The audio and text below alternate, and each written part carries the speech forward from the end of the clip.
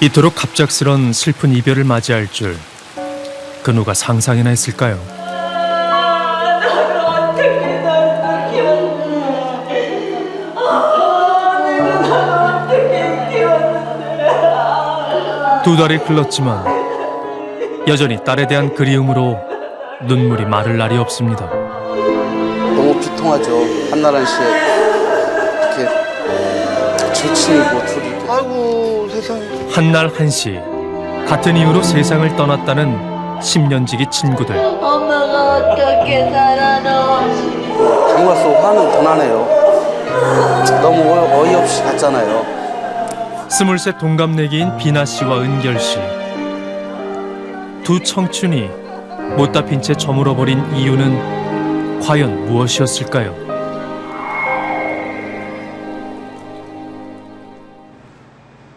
지난 8월 아름답고도 슬픈 기부 소식이 세상에 알려졌습니다. 아너 소사이티 고액 기부자 모임이잖아요. 조금 전 영상에서 봤던 고인의 이름이네요. 지난 8월 초 아버님께서 따님 이름으로 기부를 하고 싶으시다고 떨리는 목소리로 전화 주셨던 기억이 납니다. 하늘나라로 떠나보내게 됐는데 그 보상금을 기부하시고 싶다고 하시더라고요. 야, 자식 잃은 슬픔으로 정말 힘들었을 텐데. 그녀의 부모님은 2달 전 사망한 딸의 사망보험금 1억 원을 한 자선단체에 기부했는데요. 정말 대단한 결정을 하셨네요. 갑작스레 떠나버린 딸. 남겨진 가족들의 삶은 처참히 망가져 버렸습니다. 그만하래.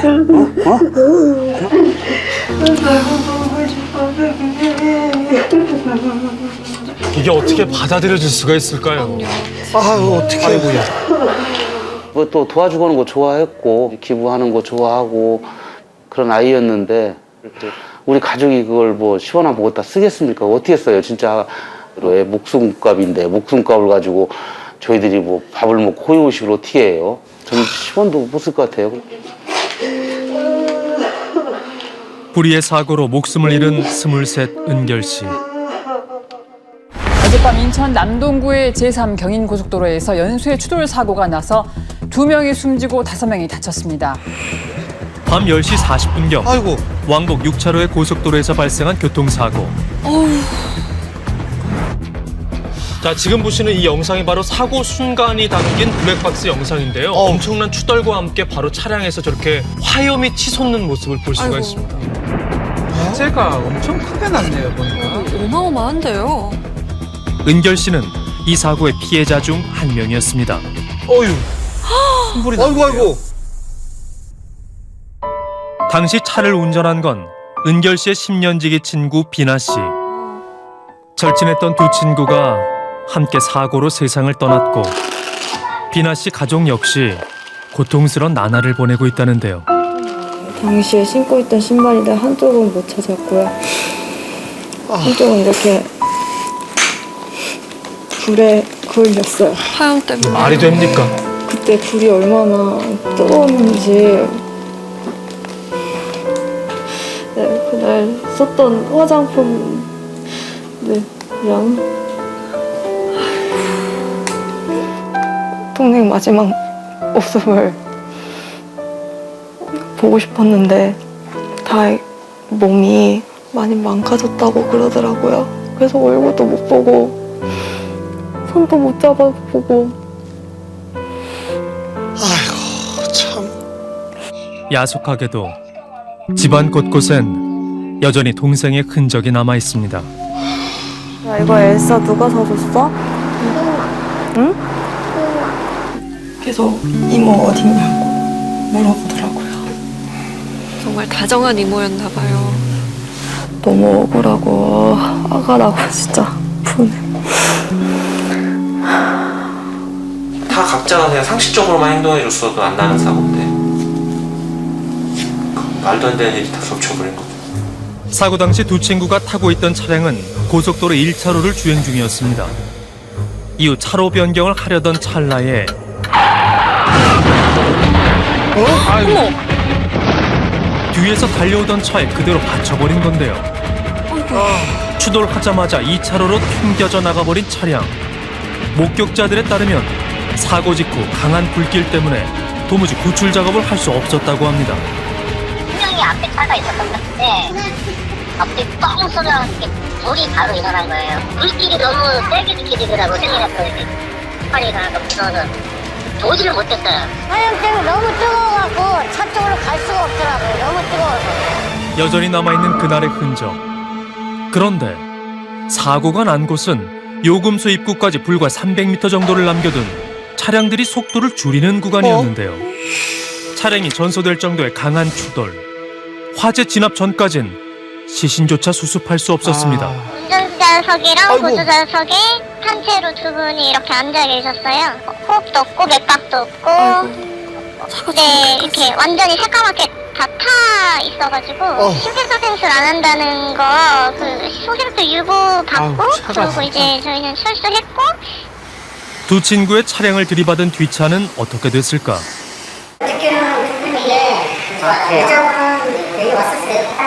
여기 보고 안전은 좀 많이 붙였어요. 그때 당시는 중환자실에다가 아, 뒷차에 타고 있던 분들도 다치셨나 봐요.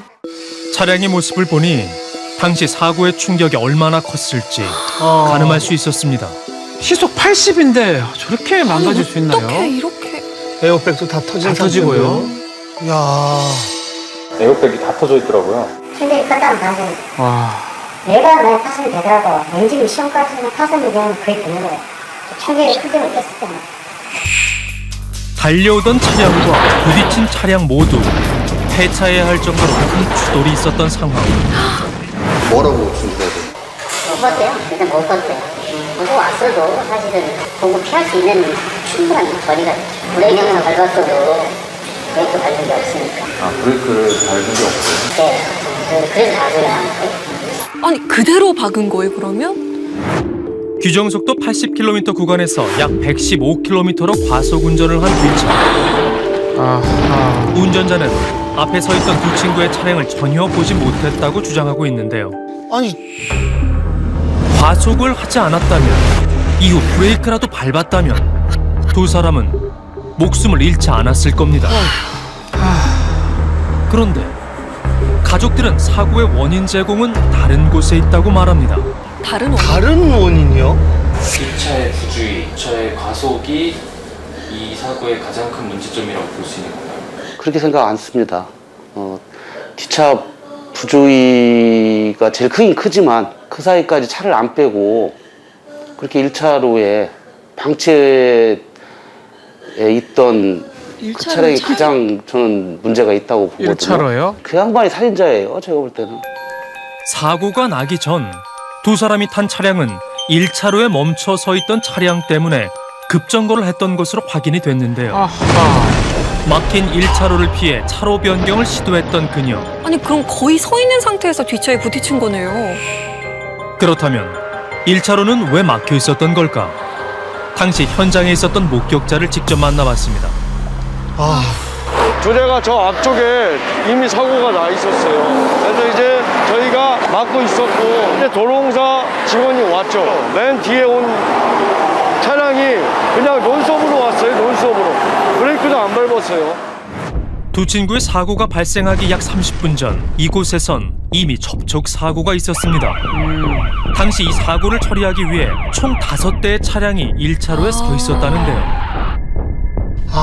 사고를 보고 피하려다가 뒷차에 부딪힌 거군요. 아이고. 자, 사고 당시 블랙박스 영상을 다시 한번 보실까요? 정말 순식간에 추돌 사고가 벌어졌습니다. 예. 그러니까 그게 말이 되냐고요, 그게. 그 왜 안 빼고 그때 30분 넘게 동안 왜 거기에 그렇게 방치했는지 저도 이해는 안 되죠. 위험하니까 무상으로 견인을 해서 빼드리겠다. 차주분께서 보험사가 오니까 차를 그냥 빼지 못하게 했어요. 직원이 빼지 말라니까 못 빼는 거예요. 근데 그거를 못 빼게 한 직원이 너무 야속해요, 지금도. 보험사에서 차를 그냥 두라고 했다고요? 접촉 사고를 낸 운전자에게 수차례 갓길 이동을 제안했다는 순찰대와 견인업체. 하지만 그는 이를 계속 거부했다는데요. 아니, 그러면은 현장에 있는 순찰 대원이 강제로도 못 빼게 되는 거예요? 왜 안 빼주는 분이 진짜 안 빼줘요. 차를 빼야지 뒤에서 이상하고 하니까. 근데 보험회사가 와가지고 뺀다고 쟤네들 앞에는 저희는 경제권이 감정권이 없다. 저희는 긴급 작업할 뿐이지 솔직하게 아무런 불안해. 운전자가 갓길 이동 거부를 한 게 보험사의 지시였다는 건 정말 사실일까? 경비 아세요? 오늘 안 보이는데요? 밖에서 근무해요. 밖에서? 헬스 직원이라 공장에 안 오셨는데. 아, 그래요? 네. 특정 보험사 소속이 아닌 현장 업무를 대행하는 위탁 직원이라는 담당자. 네, 여보세요? 네, 안녕하세요. 저 MBC 소영준 PD라고 하는데요. 그때 일 때문에 그러신 거잖아요. 네, 전 말할 게 없는데요. 메카차가 이렇게 왔을 때 그분께서 뭐 이렇게 거절을 하셨다고 듣고 있는데 저도 지금 그것 때문에 골치가 아프다고요. 그러니까 얘기하고 싶지가 않으니까 저도 그런 거에 대해서는. 근데 이제 선생님은 더 그 당사자랑 직접 소통하니까. 네, 없습니다. 여보세요? 접촉 사고가 빨리 정리됐다면 두 친구가 탄 차량이 급정거를 할 일도 뒤차 추돌할 일도 없었을 텐데요. 그럼요. 고속도로 위 위험천만한 대치 상황. 그런데 대화를 거듭할수록 운전자의 행동은 뭔가 좀 수상해 보였답니다. 설마. 나중에 보니까 약간 비틀비틀 하시더라고. 그때 보니까 몰랐어요. 이거 처음에는 운전인지를 몰라가지고. 접촉 사고를 낸 뒤 30분간 1차로에서 벗어나지 않으려 했던 음주운전자. 아니 저 한 사람 때문에 도대체 몇 명이 옴짝달싹 못하고 있는 거예요 지금. 나빴다 정말. 아 진짜 화가 나네. 진짜 화가 나. 아이고. 제정신이었으면 바로 갓길로 빠졌겠죠. 술을 먹은 건 명백할 것이고, 근데 이제 술을 깨야 된다는 생각을 하지 않았을까. 시간을 지연시켜서. 그럴 수도 있네요.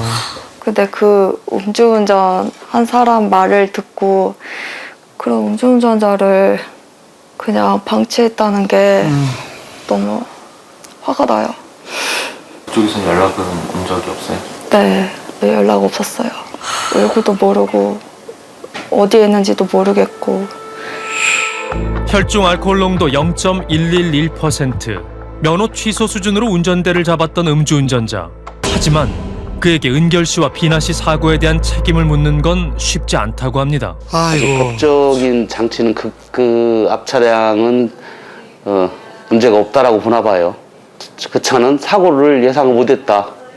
그렇기 때문에 법적으로 뭘 책임을 물 수가 없다. 개별 이렇게 사건으로 얘기하더라고요. 보는 거죠. 1차 사고는 1차 사고로 끝난 거기 때문에 연결을 시켜서는 할 수가 없어요. 거꾸로 생각해보면 저 뒷차량이 10대가 서 있는데 뒷차량이 때려서 잘못하면 그럼 맨 뒷차량이 앞에 걸 다 집어가야 되잖아요. 그럼 억울하잖아요 또. 마찬가지로 앞에 차량 하나만 해도 뒷차량들도 다 잘못이 있는 걸 다 엎을 수 있게 해주는 꼴이 되잖아요. 그러니까 안 되는 거죠. 여보세요? 예, 혹시 내시죠? 사고를 낸 음주운전자인가 봐요. 고잔 톨게이트 사고에 대해서 여쭤보려고 하는데 그날 1차선에서 차량 이동 거부를 하셨다고 들어서요. 저는 저 사촌이어가지고요. 제가 말씀드리기 어렵고요. 이동을 권유받았는데 이동을 안 하신 특별한 이유가 있을까요? 죄송합니다. 제가 저 사촌이어가지고요. 약간 어려울 것 같습니다. 죄송합니다. 그 2차 사고에 대해서 혹시 본인의 여보세요? 어처구니가 없네요. 어처구니가. 문제는 음주운전자 한 명의 잘못에서 끝나지 않습니다. 현장에 출동한 고속도로 순찰대는 안전조치 미흡으로 과태료 처분을 받았다는데요. 네, 저 위치에 있으면 뒤에서 오는 차들이 안 보이지 않을까요? 보이죠. 원래 이게 순찰차가 있으면 뒤에서 삼각대를 설치를 하고 2차선으로 피해 가라고 이렇게 그 봉을 들고 이렇게 서 있어야 된다고. 이건 기본인데요. 사실. 차 사이에 상식이죠. 서서 있었다고 하더라고요. 아니 왜? 그 차 사이에서. 사고가 났을 때 뒤따르는 차량의 차로 변경을 유도해야 하는 순찰대. 하지만 당시 순찰대원은 차량들 사이에 서 있었고 안전 삼각대 등 안전장치들은 설치되지 않았던 걸로 확인이 됐습니다. 왜 저것들을 안 했을까요? 아이고. 일반 교통사고에 비해 무려 6배 높은 치사율을 보이는 고속도로 2차 사고. 저희가 뉴스를 자주 접하거든요, 2차 사고에 대해서. 이 사고에서도 역시 2차 사고 현장에 출동했던 순찰대원이 피해를 입었습니다. 그때 여기 순찰대원분들을 만나려면 어떻게 해야 돼요? 병원 다니는 것 같아요. 아니에요. 출근을 안 하셨거든요. 아직은 돌아오지 않았어요. 아 왜요? 아시죠? 보니까는 생기는 걸 알기 때문에. 순찰 때도 항상 사고에 노출돼 있으니까 그럼요. 이분들도 위험해요. 맨몸으로 계신 거잖아요. 그렇죠. 저희는 민영학회잖아요. 사고를 처리하는데 경찰이 늦게 오면 사고가 났어요. 도로에 있는 사람들이 안 위험한 건 전혀 없습니다. 위험하죠. 진짜 바다에 죽어버려요. 가족들이 더욱 고통스러운 건 그날 그 사고가 난 곳을 매일 봐야 한다는 겁니다. 아, 사고 현장이 저렇게나 가까이 바로 있다고요? 옆이네. 참. 저 도로 오면서 맨날 울고 있어. 저를 보고 가려고 한 건지 차라리 이사 가고 싶어요.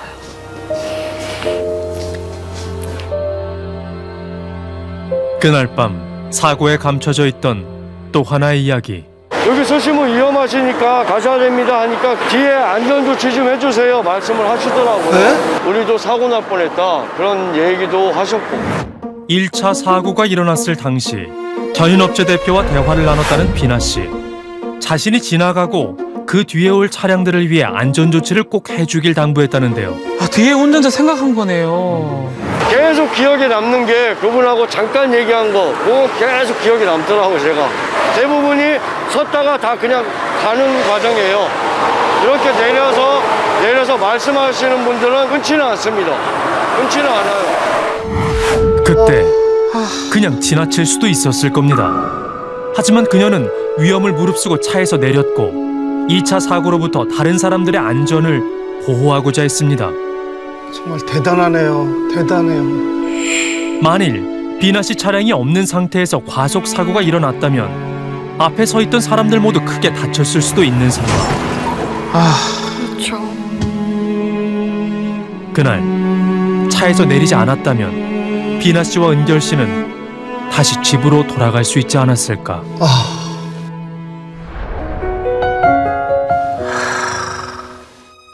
아이고야, 참. 은결아, 잘 있어. 비나야, 잘 있어.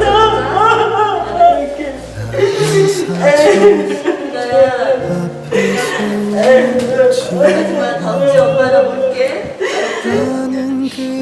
내려서 이렇게 안전조치 좀 해주세요 이렇게 말을 했었대요. 네. 비나가요? 네네네.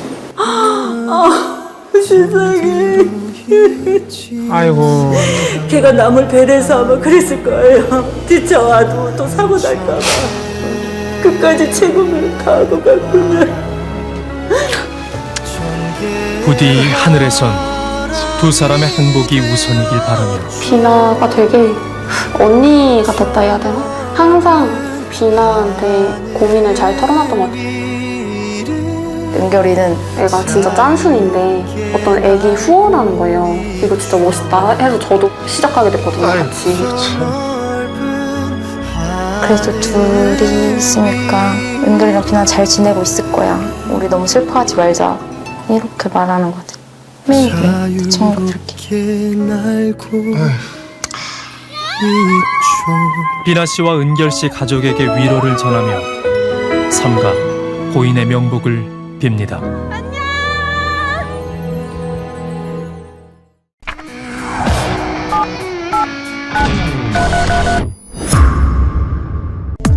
가족들이 매일같이 오갔다는 이곳 교차로. 앞에가 바로 그 학원가거든요. 그쪽에서 학원을 다 태우고 제가 데리러 갔다가 데리러 오고 많이 하죠. 그때는 제가 시간이 좀 늦어가지고 와이프한테 데려다 달라고 했는데 그날 아내는 남편을 대신해 딸 은영이를 데리고 집으로 돌아오던 중이었습니다. 사고가 난 지점은 여기고요. 네. 저 지나가듯이 좌회전을 한 거죠. 좌회전을 해가지고 여기 다 들어왔는데 여기서 사고가 난 거죠. 지금 이 상황에서요. 그날 밤 교차로에선 무슨 일이 생긴 걸까? 사건 당시 모녀가 탄 차가 좌회전을 하는 순간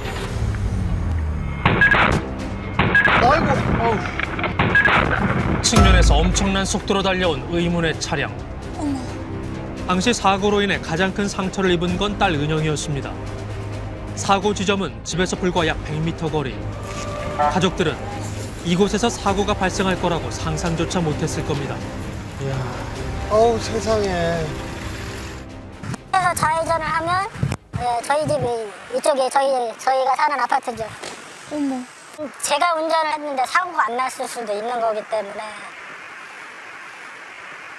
미안한 감도 더 많죠. 아이한테나 와이프한테나. 이 모든 게 자신의 탓인 것 같아 지독한 죄책감에 시달린다는 아빠. 그런데 왜 유독 딸 은영이만 도로에 떨어져 중상을 입었던 걸까요? 당시 사고로 인한 피해 차량은 2대가 더 있었습니다. 그들은 뭔가 알고 있을까? 아니 대체 몇 킬로로 달린 거예요 저거? 야. 두 번째 피해자를 만나봤습니다. 네, 좌회전을 앞차 를 따라서 하는데 제가 부딪힌지도 몰랐어요. 그냥 에어백이 터지고 사고를 감지 못한 거죠. 사고 당시에는 전혀 사고를 예측할 만한 상황이 안 됐어요. 바로 브레이크 잡는 소리조차도 듣지 못하고 그냥 바로 충격이 먼저 왔으니까. 그리고 충격과 동시에 여학생이 저희 차 옆으로 날아갔어요. 튀어나간 거죠, 차에서. 당시 가해 차량과 맞부딪혀 가장 큰 충격을 받은 건 은영이네 차량. 그 충격으로 차창이 깨지면서 은영이가 차 밖으로 튕겨나간 겁니다. 앰뷸런스 왔네. 앰뷸런스 왔어. 사고 직후 은영이의 상태는 어땠을까? 아이고. 당시 현장에 출동했던 구급대원을 만나봤습니다. 제 상황에는 바닥에 환자가 쓰러져 있는 상황으로 저희는 목격했고요. 신음 소리를 내면서 바닥에 쓰러져 있었어요. 어떡해요. 이제 겨우 16살. 은영이는 사고 직후 혼수 상태에 빠졌습니다. 그리고 4일 후 마치 기적처럼 눈을 뜨는데요. 현재 은영이의 상태는 어떨까?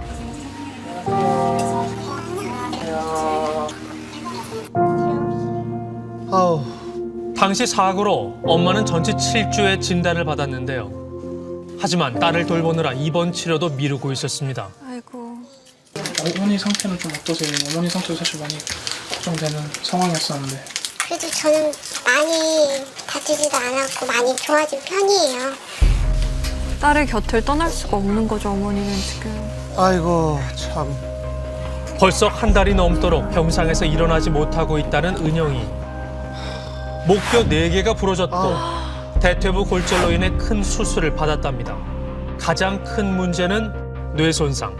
지금 현재 이제 뇌기능 손상이 있기 때문에 뇌 손상은 100% 회복되는 경우는 거의 없다고 할 수 있습니다. 그래서 지금 현재 가 보이는 지적 수준은 약 70점 이상인 초등학교 저학년 수준으로 지금 평가가 되고 있고요. 지켜보고 경과 관찰을 해봐야 될 것 같습니다.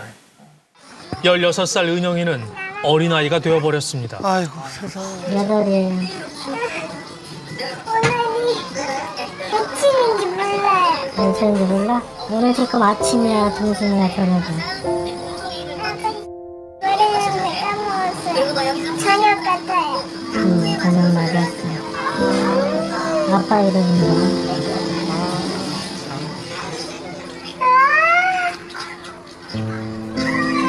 아빠 이름. 사실 배우고 싶은 게 그거예요. 사고 전 은영이는 잔병 치레 한 번 하지 않을 정도로 건강한 소녀였습니다. 하지만 이젠 과거 얘기가 되어버렸습니다. 너무나도 평범한 아이였는데. 제 목소리는 아닌 것 같아요. 지금은 제 목소리 나는 머리카락. 불행히도 뇌 손상으로 인한 후유증은 계속될 거랍니다. 정말 밝고 건강한 아이였는데요. 아유. 지금 한창 공부할 나이고 커야 될 나이인데 그 말을 들었을 때는 너무 가슴이 아팠죠. 어떡하지?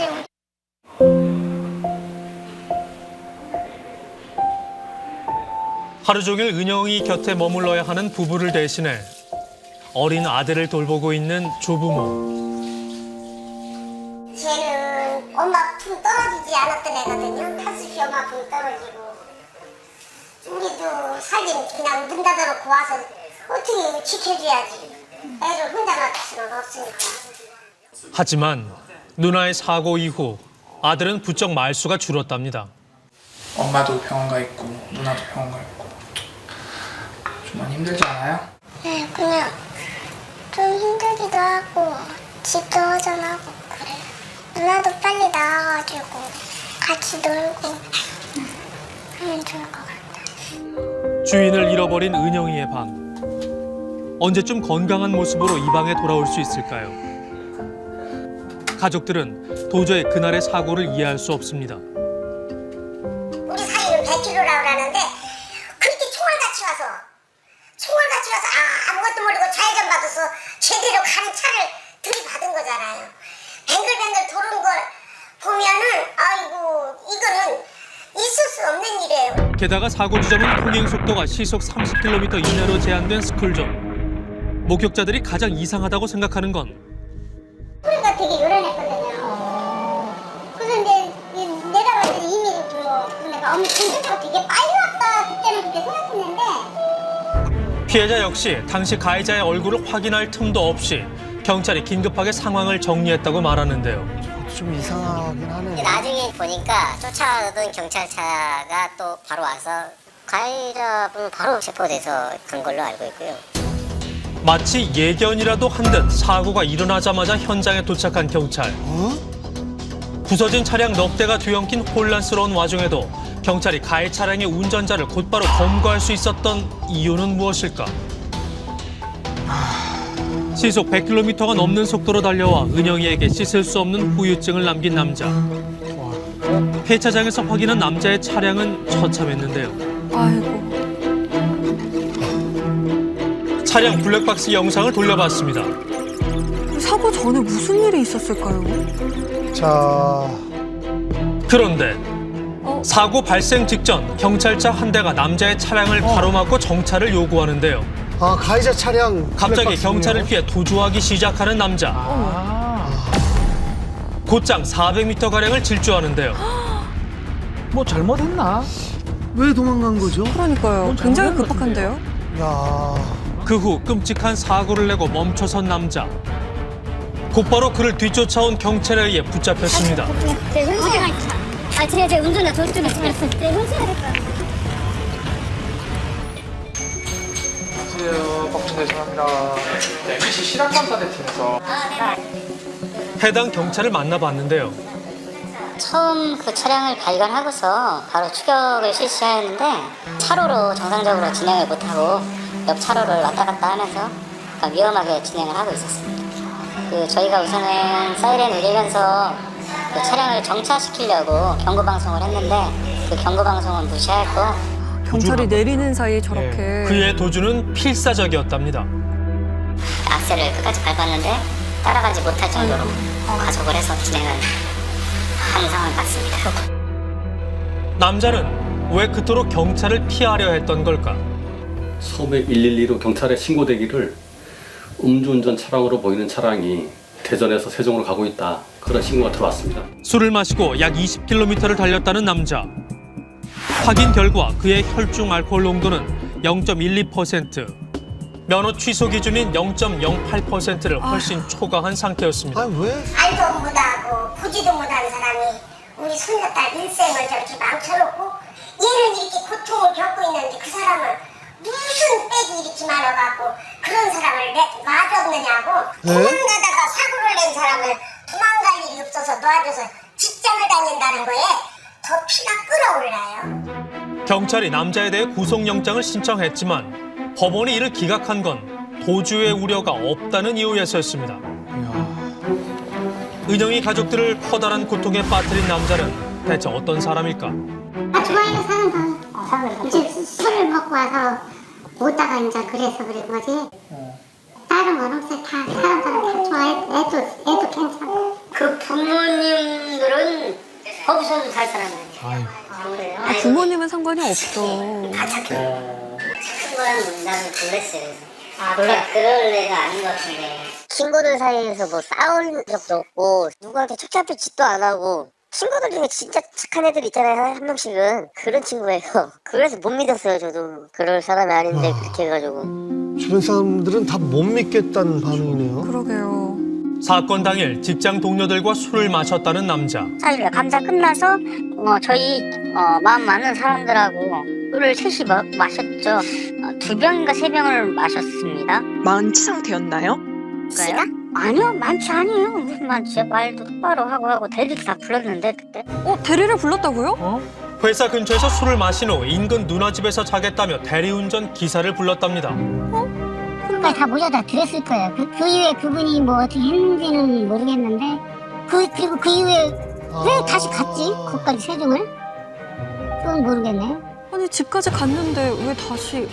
하지만 누나 집에 도착한 후 무슨 이유에서인지 음주운전을 했다는 남자. 술집에서 누나 집까지 약 11km를 대리운전을 해서 이동한 후 사고 지점까지 약 20km는 음주운전을 한 겁니다.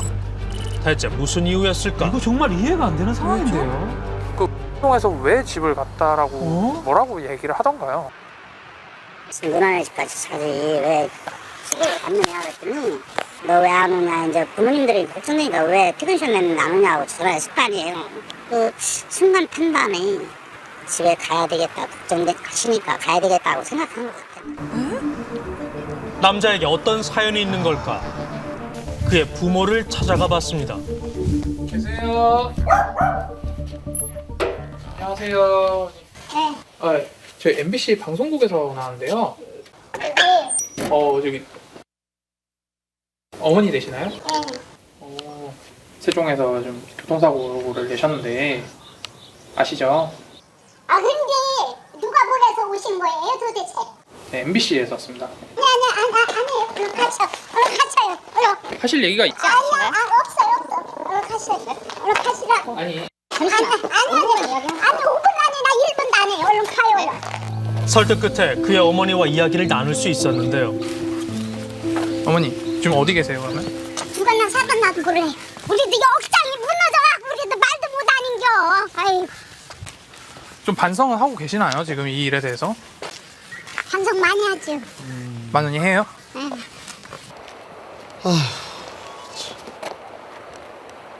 바로 그때 어머니에게 걸려온 한 통의 전화. 남자의 누나였습니다. 우리 딸이요. 잠시만요. 차를 달게 받을 생각하고 있고요.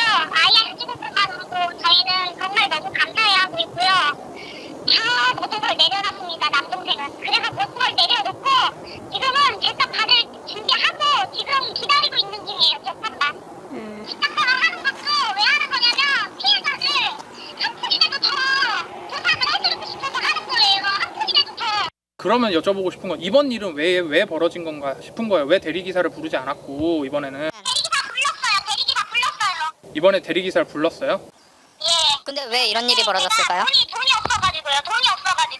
돈이 없어서요? 돈이 없어서요. 이게 무슨 사실 좀 납득하기가 좀 어렵네요. 이 돈이 없었다는 게 대리비가 없어서. 돈 없어서 운전했다니 말이 됩니까? 같은 도시 안에서 이동할 경우 대리운전비는 10,000원가량. 하지만 부모의 집이 있는 해당 지역까지는 그보다 4배 비싼 약 4만 원을 내야 한다는 겁니다. 정말 남자가 대리운전비를 아끼기 위해 음주운전을 한 걸까요? 야, 참. 왜 그러세요? 저희 아빠 말이에요. 어? 지금 동생분은 진정하시고요. 사장님. 자기 가족들한테 상처를 준 거네요.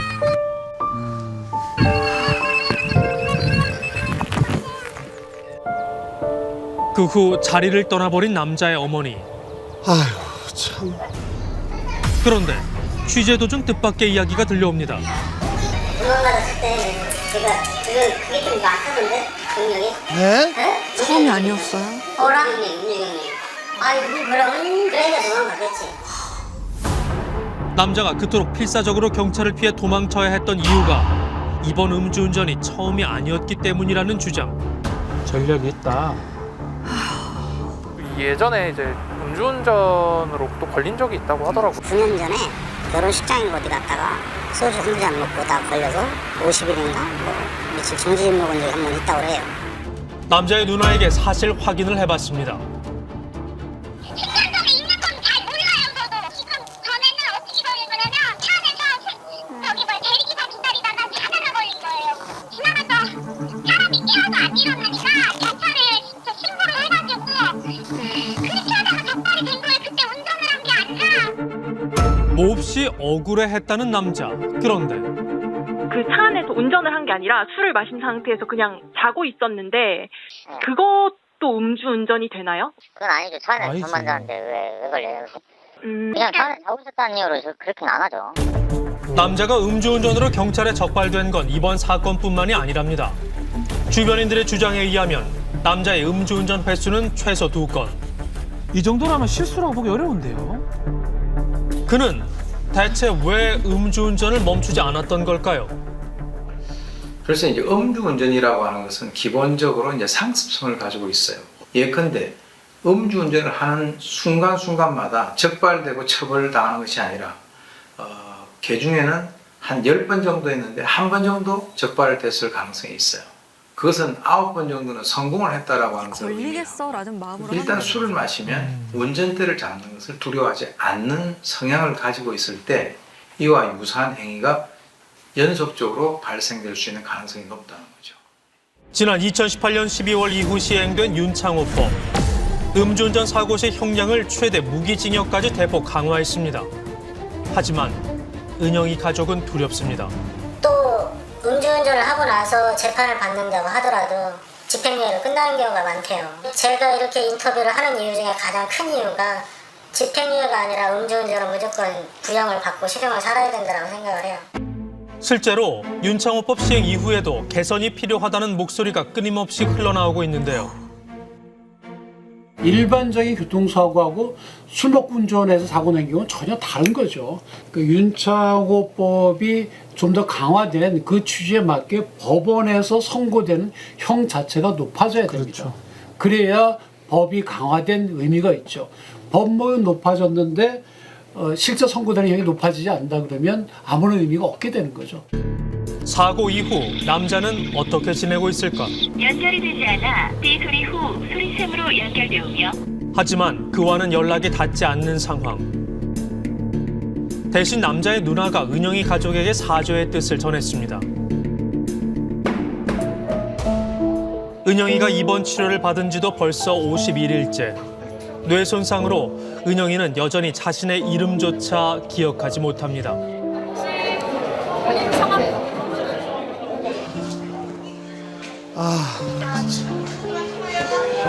본인 이름이 기억이 안 나요?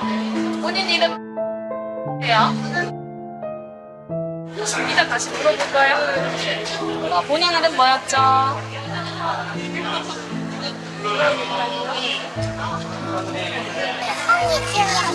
여기 따라. 그날 남자가 음주운전을 하지 않았더라면 생기지 않았을 가족의 비극. 지금 은영이의 소망은 단 하나입니다. 움직이고 싶은데 잘 움직이시는 게 힘들어요.